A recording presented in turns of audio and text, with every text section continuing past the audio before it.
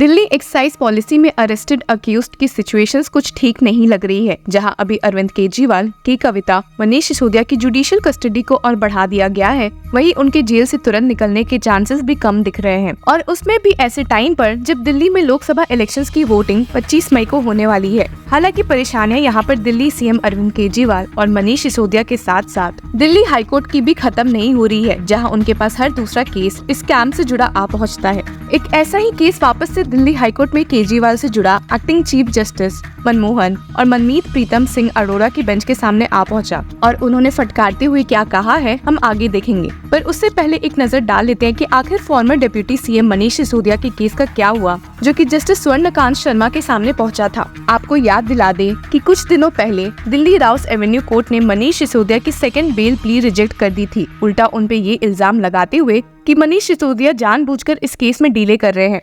जितना ये आपके लिए शॉकिंग था, उतना ही सबके लिए था, लेकिन हार नहीं मानते हुए मनीष सिसोदिया ने दिल्ली हाईकोर्ट का रुख लिया इस ऑर्डर के खिलाफ। जस्टिस स्वर्णकांत शर्मा के सामने मनीष सिसोदिया की ओर से मौजूद एडवोकेट विवेक जी ने ईडी को खूब फटकारा था, जब उनकी ओर से मौजूद होकर एडवोकेट जोहेब हुसैन ने इस मामले में 1 हफ्ते का टाइम मांग लिया रिप्लाई फाइल करने के लिए। ये समय की मांग ईडी ने इसलिए भी की क्योंकि वे इस केस में दूसरे को अक्यूज्ड के केसेस में काफी व्यस्त थे, और एडवोकेट जोहेब हुसैन ने कहा, another person is in judicial custody and the proceedings are going on in the Supreme Court regarding a co accused. यहाँ साफ है कि बात और किसी की नहीं बल्कि दिल्ली सीएम अरविंद केजरीवाल की हो रही है। हालांकि ये सबमिशन सुनकर एडवोकेट जैन भड़क गए और फटकारते हुए ईडी को कहा, they go on filing successive complaints and tell the Supreme Court that they will finish the trial in 6 months. My bail plea was pending before trial court for 3 months. Hearing में twist आ गया जब justice Swarnkant ने इस case में CBI और ED दोनों को 4 दिन का टाइम दिया है एक रिप्लाई फाइल करने के लिए, जिसके साथ ही ये मामला मंडे के लिए पोस्ट हो चुका है। ये तो बात हो गई मनीष सिसोदिया की बेल प्ली से जुड़े मामले की, और अब एक नजर डालते हैं उस पब्लिक इंटरेस्ट लिटिगेशन पर जिसने एक्टिंग चीफ जस्टिस मनमोहन और जस्टिस मनमीत प्रीतम सिंह अरोड़ा को काफी गुस्सा कर दिया है। ये पब्लिक इंटरेस्ट लिटिगेशन श्रीकांत प्रसाद एक एडवोकेट द्वारा फाइल की गई थी, जिसने दिल्ली हाईकोर्ट बेंच से डायरेक्शंस की मांग की ताकि मीडिया हाउसेस पर रोक लगाई जा सके, जिसकी वजह से वे दिल्ली सीएम अरविंद केजरीवाल पर प्रेशर या उनसे जुड़े कंट्रोवर्शियल हेडलाइंस नहीं बना पाए, जैसे कि अरविंद केजरीवाल सीएम कुर्सी छोड़ने वाले हैं या प्रेसिडेंट्स रूल दिल्ली में लगने के चांसेस है। हालांकि ये प्ली सुनकर दिल्ली हाईकोर्ट बेंच काफी नाराज हो गई और पिटिशनर को फटकारते हुए कह दिया, what do we do? Impose an emergency, impose censorship और martial law? What do we do? How do we pass gag orders against the press and political rivals? How do we do that? सिर्फ यही नहीं बल्कि the petitioner sought permission for Kejriwal, who is in judicial custody in the liquor policy case, to run the government from jail. It also sought necessary arrangements for Kejriwal to interact with cabinet ministers through virtual conferencing. हालांकि ये सारी demand सुनकर Delhi high court bench बहुत ही आग बबूला हो गई और पिटिशनर पर 1 लाख रुपए का कॉस्ट लगा दिया। जी हाँ, आपने सही सुना। बेंच ने ये पब्लिक इंटरेस्ट लिटिगेशन डिसमिस करने के साथ स्टेट किया, you keep a bank draft of ₹1 lakh ready. This is not public interest. What have you been reduced to?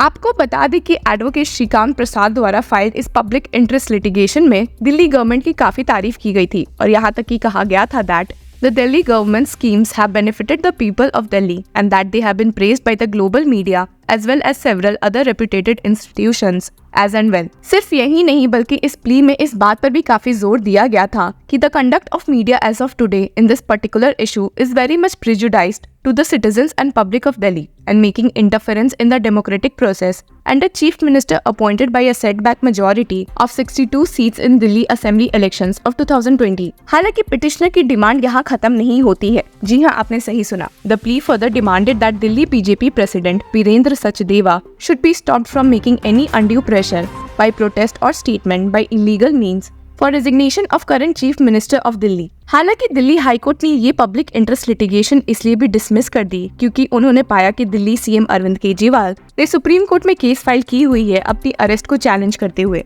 और जस्टिस संजीव खन्ना और दीपांकर दत्ता की बेंच के सामने ये मैटर हियरिंग के लिए चल भी रही है, तो ऐसे में गवर्नमेंट चलाने की परमिशन मांगने का कोई सवाल नहीं पैदा होता है। The bench stated, since the chief minister has already filed a writ petition before the Supreme Court challenging his arrest but ED, and the Supreme Court is considering the issue of interim release, no orders for allowing the CM to interact with cabinet ministers and MP is called for in the PIL. आपको बता दें कि public interest litigation ने ये भी add किया था कि present situation of the national capital is an extreme denial of fundamental right violations of Delhi people under articles 21, 14 and 19 of the Constitution of India.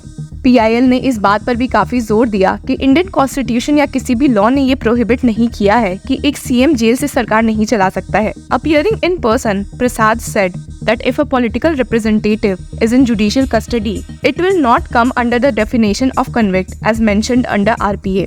हालांकि पिटिशनर की ये सब बातें सुनकर एक्टिंग चीफ जस्टिस मनमोहन कहने पर मजबूर हो गए। You are a lawyer, no. You have graduated, no. Tell us, do you think courts impose censorship under Article 226? You are asking for a gag order against the press। आपको बता दें कि hearing के दौरान सेंटर की ओर से मौजूद होते हुए SG Chetan Sharma submitted that the petition is misconceived in fact and law। He said that Prasad, who is a permanent resident of Jharkhand, had filed the PIL with oblique motives। आपको याद भी होगा कि इससे पहले भी दिल्ली हाई कोर्ट बेंच ने एक ऐसे ही PIL पर 75,000 का फाइन लगाकर सबको शॉक कर दिया था, और वो भी एक लॉ फील्ड के ही इंसान द्वारा फाइल था। असल में वो प्ली एक 4th ईयर लॉ स्टूडेंट द्वारा फाइल किया गया था, जिसे चाहिए था कि अरविंद केजरीवाल को एक्स्ट्रा ऑर्डिनरी इंटरिम बेल मिलनी चाहिए।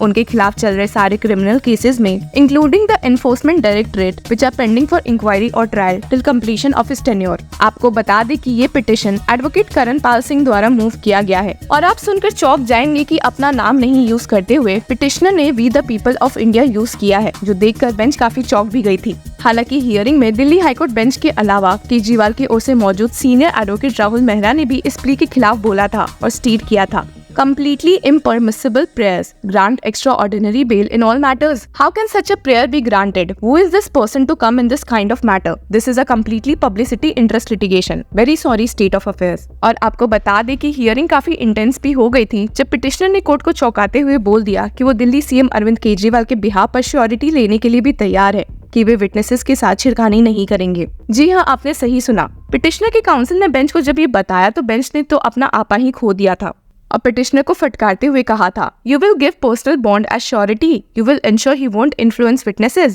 Who are you? How can you see all this? The petitioner holds no power of attorney for respondent number 5 Kejriwal to make such statements or hold personal bonds। जिसके बाद ही Delhi high court bench ने petitioner पर fine मार दी थी। इन cases के बाद लोगों की नजर अभी तक सुप्रीम कोर्ट के फैसले पर टिकी है कि आखिर वे कब जाकर दिल्ली CM अरविंद केजरीवाल को इस केस में राहत देंगे या वो भी नहीं देंगे। जैसा कि आपको ध्यान होगा कि जस्टिस संजीव खन्ना और दीपांकर दत्ता की बेंच इस मामले में आर्ग्यूमेंट्स अभी भी सुन रही है और बहुत सोच विचार कर रही है कि क्या इलेक्शंस के चलते उन्हें इस केस में दिल्ली CM अरविंद केजरीवाल को बेल देनी चाहिए या नहीं, और इस केस के फैसले से अपडेटेड रहने के लिए कीप फॉलोइंग लॉ चक्रा।